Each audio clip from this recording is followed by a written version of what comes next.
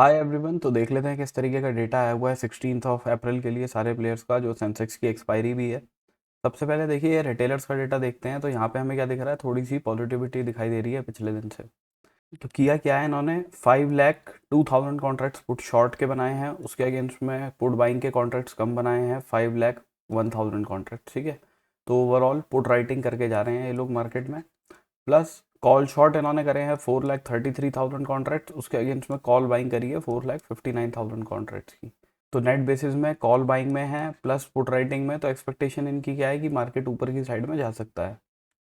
इसके बाद अगर हम डी आई एस का डेटा देखते हैं तो आज इक्विटी में इन्होंने 755 करोड़ की सेलिंग करी है। फ्यूचर्स में 2,741 कॉन्ट्रैक्ट लॉन्ग साइड के ऐड किए हैं, शॉर्ट साइड के 386 कॉन्ट्रैक्ट ऐड किए हैं। एफ आई आईज ने आज इक्विटी में 923 करोड़ की बाइंग करी है। प्लस आप इनका डेटा देखेंगे तो ऑलमोस्ट सिमिलर ही है, पिछले दिन से ज़्यादा कुछ चेंज है नहीं। ऑप्शंस में इन्होंने 17,800 कॉन्ट्रैक्ट्स पुट शॉर्ट के बनाए हैं, उसके अगेंस्ट में पुट बाइंग करी है कम 2,200 कॉन्ट्रैक्ट्स की। तो ओवरऑल पुट शॉर्ट करके जा रहे हैं। प्लस कॉल शॉर्ट करे हैं 12,000, ऑलमोस्ट 13,000 कॉन्ट्रैक्ट्स हैं, और उसके अगेंस्ट में कॉल बाइंग की पोजीशन से निकले हैं ये लोग। तो कॉल राइटिंग और पुट राइटिंग करके जा रहे हैं। तो ये क्या एक्सपेक्ट कर रहे हैं कि मार्केट एक साइडवेज रेंज के अंदर रह सकता है। इसके बाद अगर हम प्रोप्राइटरी डेस्क का डेटा देखते हैं तो देखिए इनका डेटा भी स्लाइटली बियरिश हुआ है पिछले दिन से। बिकॉज इन लोगों ने, यहाँ पे आप देखोगे तो पुट बाइंग बढ़ी है इनकी पिछले दिन से। बिकॉज 1,07,000 कॉन्ट्रैक्ट्स इन्होंने पुट शॉर्ट के बनाए हैं, उसके अगेंस्ट में पुट बाइंग करी है 1,25,000 कॉन्ट्रैक्ट्स की। तो ओवरऑल पुट बाई में है। प्लस कॉल शॉर्ट करे हैं 1,11,000 कॉन्ट्रैक्ट्स, उसके अगेंस्ट में कॉल बाइंग करी है 99,000 कॉन्ट्रैक्ट्स की। तो overall call writing plus put buying में है। तो एक्सपेक्ट क्या कर रहे हैं कि मार्केट नीचे की साइड में जा सकता है। प्लस फ्यूचर्स में भी अगर हम देखते हैं तो इन लोगों ने लॉन्ग साइड और शॉर्ट साइड की पोजीशन देखोगे आप, तो शॉर्ट साइड की पोजीशन से ज़्यादा बनी है। तो ऐसा भी नहीं कह सकते कि यहाँ पे पुट बाइंग जो है वो हेज के लिए हुई है, राइट। ये तो फ्यूचर्स में भी शॉर्ट साइड की पोजीशंस बनाई हैं और ऑप्शंस में भी पुट बाय करके जा रहे हैं। तो बायस तो इनका नेगेटिव है थोड़ा। निफ्टी की ऑप्शन चेन देखते हैं तो पीसीआर 1.1 पे चल रहा है, बुलिश टेरिटरी में है। इन द मनी के अंदर कॉल राइटर्स ने अपनी पोजीशंस क्लोज करी हैं because of obvious reason, 350 point के आसपास का गैप अप ही हो गया था मार्केट के अंदर। तो इन लोगों ने इमीडिएटली अपनी पोजीशंस क्लोज करी सबने। इन द मनी के अंदर हमें 24,400 एंड 24,500 दोनों पे पुट राइटिंग दिखाई दे रही है। तो कल ये आपके लिए अच्छा इंडिकेशन का काम करेंगी कि अगर यहाँ पे चेंज इन ओवाई ऐड हो रहा हो तो ठीक है, मार्केट ऊपर की साइड में जाएगा। अदरवाइज यहाँ पे चेंज इन ओवाई नेगेटिव हो रहा हो तो फिर मार्केट ऊपर की साइड जाने में ना थोड़ा प्रॉब्लम करेगा, ऊपर जा नहीं पाएगा, ज़्यादा हॉल्ट कर जाएगा। मेन कॉल राइटिंग भी हमें एट द मनी के आसपास दिख रही है, पुट राइटिंग भी एट द मनी के आसपास ही दिखाई दे रही है। ठीक है, 24,200 पे ही मैक्सिमम कॉल राइटर्स भी हैं प्लस पुट राइटर्स भी हैं। यहाँ प्रीमियम चल रहा है 226 पॉइंट का। तो मतलब आप ऊपर की साइड में भी देखो तो 24,400 के आसपास कहीं पे रेजिस्टेंस बैठता है, और नीचे की साइड में 24,000 जो है वो सपोर्ट है मार्केट के लिए। बिकॉज इंडिया विक्स जो है वो अच्छी खासी अभी चल रही है, ऑल दो आज गिरी है नीचे की साइड में, पर तब भी जो रेंज करंटली निकल के आ रही है वो 400 से 24,000 वाली रेंज निकल के आ रही है। अभी देखिए अगर हम चार्ट्स पे देख लेते हैं तो मार्केट गैप अप ही काफ़ी अच्छा करके खुल गया था, और उसके बाद में मार्केट बिल्कुल साइडवेज रहा। Because call writers put writers का ग्राफ देखते ना तो आप उसमें डिफरेंस कुछ ज़्यादा था नहीं, कभी कॉल राइटर्स एग्रेसिव हो रहे थे, कभी पुट राइटर्स एग्रेसिव हो रहे थे। तो इस तरीके का सिनेरियो बन रहा था, कहीं पे कोई मेजर डिफरेंस मार्केट के अंदर बना नहीं कॉल राइटर्स पुट राइटर्स में, तो मार्केट साइडवेज हो गया।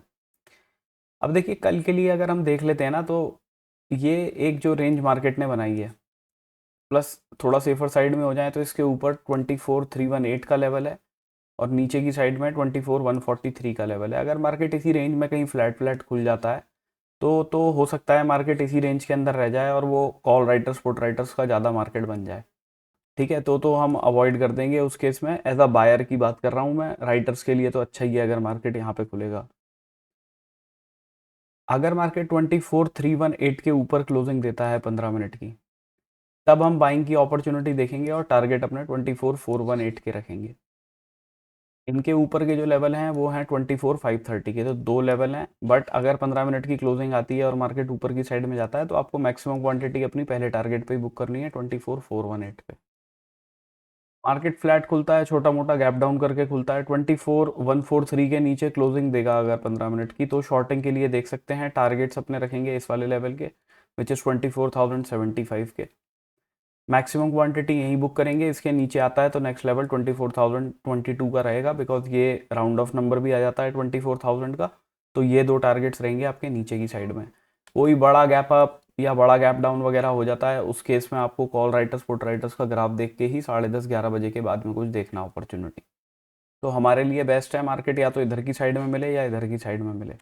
मार्केट इस लेवल के नीचे जाता है 24,143 के नीचे, बट क्लोजिंग नहीं देता, विक बना के ऊपर आ जाता है, तो हम एक बाइंग के लिए देख सकते हैं। जो इसके टारगेट्स हम पहले तो रखेंगे 24,211 के, जो हमारा क्लोजिंग प्राइस है आज का।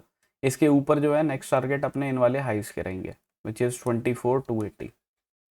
अभी करंटली गिफ्ट निफ्टी देख के चलते हैं तो 24,274 पे चल रहा है, हमारी क्लोजिंग 234 पे आई है, तो ऑलमोस्ट 30-35 पॉइंट्स के आसपास ऊपर चल रहा है। तो ज़्यादा कुछ नहीं है, छोटा मोटा गैप अप यहाँ कहीं पे कुछ दिखा रहा है। अभी सेंसेक्स डिस्कस कर लेते हैं। तो देखिए चार्ट बिल्कुल सिमिलर जैसा निफ्टी का बनता है उसी तरीके का बनता है इसके अंदर भी। तो अगर ऊपर की साइड की रेंज है 74,343 और नीचे 77,847 है ना, ये जो लो लगा हुआ है, अगर मार्केट इसी रेंज में रहता है तो बेकार है। कॉल राइटर्स पुट राइटर्स के लिए ज़्यादा अच्छा मार्केट रहेगा वो। अगर 15 मिनट की क्लोजिंग इस लेवल के नीचे आएगी तो शॉर्टिंग के लिए देखेंगे, टारगेट्स अपने 77,640 के रखेंगे, मैक्सिमम क्वांटिटी यहीं बुक करेंगे। उसके बाद में दूसरा लेवल जो है वो ये वाला रहेगा, विच इज़ 77,450 का। ठीक है, तो ये दो लेवल्स आप मार्क करके रखिएगा नीचे की साइड में। मार्केट इस लेवल के नीचे जाता है, क्लोजिंग नहीं देता, विक बना के ऊपर ही आ जाता है ना 15 मिनट की कैंडल पे, तो बाइंग के लिए देख सकते हैं। टारगेट अपने क्लोजिंग प्राइस विच इज 78,052 के रखेंगे पहले, दूसरे टारगेट्स अपने इन वाले हाइस तक के रखेंगे विच इज 78,250। इस लेवल के ऊपर 15 मिनट की क्लोजिंग आएगी तो ही बाइंग के लिए देखेंगे। पहले टारगेट 78,531 के, जहाँ पे मैक्सिमम क्वांटिटी बुक करेंगे। उसके बाद में नेक्स्ट लेवल जो है वो 78,691 का रहेगा। बड़े गैप अप गैप डाउन के केस में आप कॉल राइटर्स पुट राइटर्स का ग्राफ ही देख लीजिएगा। निफ्टी का ग्राफ भी देख लेंगे तो कोई प्रॉब्लम नहीं है। मतलब निफ्टी का अगर आपके पास में कॉल राइटर पुट राइटर्स का ग्राफ हो तो वो भी देखोगे तो ऑलमोस्ट सेंसेक्स का भी वैसा ही बनेगा, कोई ज़्यादा कुछ चेंज होगा नहीं उसके अंदर। तो 10:30-11 बजे के बाद में वो देख के ही कोई अपॉर्चुनिटी देखना आप।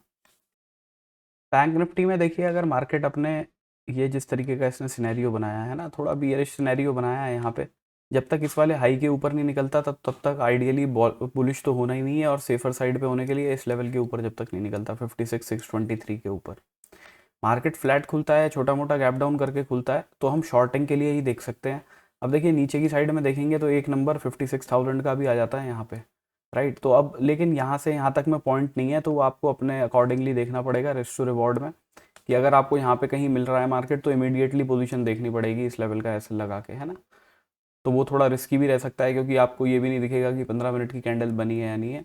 बट उस केस में आपके टारगेट्स जो हैं यही 56,000 वाले लेवल के रहेंगे, इन वाले हाइस के। फर्दर नीचे की तरफ आता है मार्केट तो 55,756 के दूसरे टारगेट है नीचे की साइड में। इसके नीचे का मैं लेवल आपके साथ में बताता हूँ, 55,451 का है, अगर फर्दर कोई नेगेटिविटी रहती है मार्केट में।